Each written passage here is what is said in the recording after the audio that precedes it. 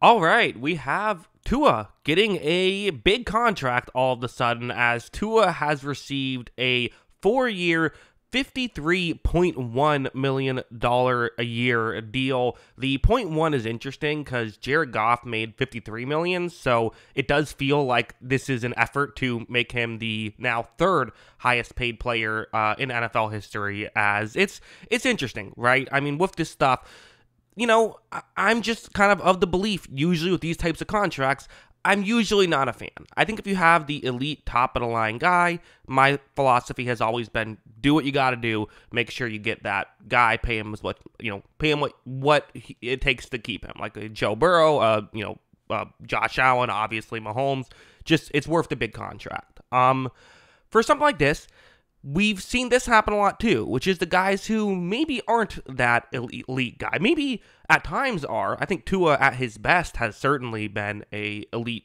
player. At his best, he has been an MVP candidate. I think there's a bit of a lack of consistency with him, and also a lack of staying healthy with him that has been a big issue. Of course, the playoff game last year is going to color a lot of people's opinions as well. I'm a I'm kind of neutral on Tua, I guess. I've been accused of being a Tua hater in the past, although I've also defended Tua in instances where other people haven't. My quarterback rankings list, when I put Tua, I believe I put him like 12th or something like that on my list. People thought that was too high. So I've been on both sides of the Tua experience. I think Tua's a good quarterback. I think two things can be true. I think this can be Tua can be a good quarterback and also it can be an overpay. I think that's reasonable. Now, a couple things that we have to note. For one thing, we don't know what the stipulations are. We don't know how easy of a contract this is to get out of for the Dolphins, but at the same time, you don't pay someone this kind of money and hope that you are getting out of the contract after a couple of years. The hope is that when you pay a contract like this, you are, when you sign a contract for someone, you're hoping that they finish the contract most of the time, this being one of those times. So, but still, if Tua has a bad injury, if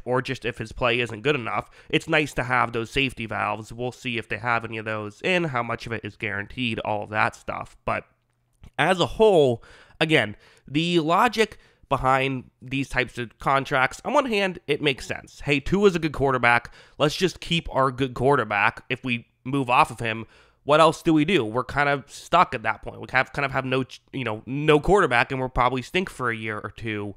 But the reason why a lot of times a lot of people, including myself, feel as though these moves are not the best is the quarterback position is so important that when you have someone like Mahomes, who is now on a sweetheart deal of $45 million a year, that's who you're going up against. The goal is to win a Super Bowl, and at this point, for the Dolphins, they're going to be paying around $8 million a year more for Tua, and the jump between Mahomes and Tua is pretty significant.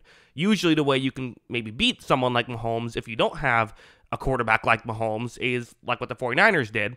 They didn't beat Mahomes, but came pretty close, and what they did was having a good quarterback who also isn't elite, but isn't getting paid much because he's on his rookie deal. Those are usually the two ways you get to the Super Bowl, with some exceptions, of course. But even like Matt Stafford, he was only making $20 million a year when he won his Super Bowl with the Rams because he just came over from a trade, and the Lions were paying half his salary. So that's just usually how it works. Again, there are exceptions, of course. There is no blanket rule, and if you can do good enough stuff with the rest of your roster, it can still work. But you also have to think now, Jalen Waddle will be there a while, but Tyreek Hill isn't getting any younger. You have to wonder if this Dolphins window could be closing sooner than we realize. So really important for the Dolphins too. I wouldn't hate the idea of kind of going all in this year a little bit because the contract doesn't kick in just yet, but it's going to kick in, and you have to really make sure that you can, make the most of it.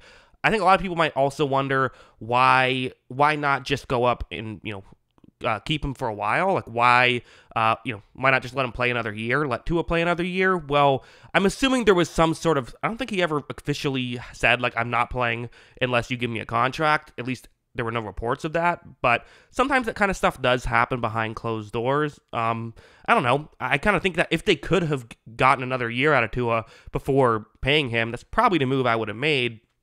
At the same time, though, you do risk that if you do that, then obviously the concern is that if he plays well again, now you're just paying him even more money because contracts continue to go up. So it's interesting. Again, I think a couple of things people will say. One thing people like to say is, well, that's just how quarterback contracts are now. If you want a quarterback, you have to, do that. Well, again, yes, that is how quarterback contracts are now, but usually the teams paying these contracts aren't being very successful. Look at, Kirk Cousins has been the prime example, right? Kirk Cousins is a very good quarterback, but when he gets paid that kind of money, it just kind of limits the ceiling on your roster and makes it harder to really, compete with the best teams, even if it can make you a playoff team pretty consistently, which I do think the Dolphins will probably be a playoff team pretty consistently with Tua. I just have questions about what their ceiling is now with this contract. Again, I kind of touched on this earlier. People like to say all that matters is guaranteed money, and that's not really true because, again, all guaranteed money is if you want to get out of contract, you can get out of it. If there isn't as much guaranteed money, like, okay, sure, it's good to have the safety valve, but you're still going to be, you're still paying him if he's playing, and if he's not playing, you're still going to have a lot of dead caps. So nice if it's not too much guaranteed money, and again, that isn't out yet.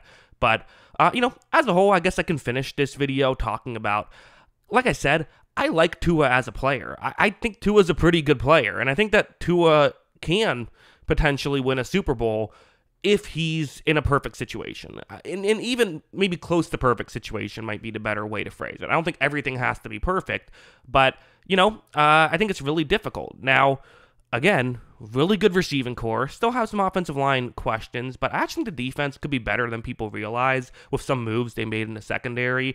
I think the Dolphins are in a pretty good spot this year, but, we just saw them lose Christian Wilkins. And again, like I said, who knows what you're going to get out of Odell at this point in his career. And with Tyreek Hill, if he falls off, this could be a tough situation in a couple of years. So if I'm Miami, I don't know exactly what the move would be, but I don't think it'd be crazy to go out and make a trade for somebody. Maybe trade for an offensive lineman, trade for a defensive lineman as well. I think something like a couple moves like that could be a solid strategy, similar to, I made the Rams comparison earlier, similar to how the Rams traded for Von Miller when they had that 1 year of cheap Matthew Stafford production, and that's how they were able to win a Super Bowl. It's interesting. These are typically not the contracts that I'm going to argue are smart. If you watch my video on Jared Goff, who I think these are similar caliber quarterbacks, and I think these are almost identical contracts. I think the Lions are in a better spot just because I think they have more talent around Goff right now. But I think it's both kind of similar logic, which is it could work. I'm not saying you can't win a Super Bowl this way. I'm just saying, personally, it's probably not what I would have done. I think I would have made a trade and tried to get someone who isn't as good as Tua, but would make a lot less. Those are kind of my thoughts on it. What are your thoughts? Let me know in the comments below. Always love hearing from you. And of course, as always, thanks for watching.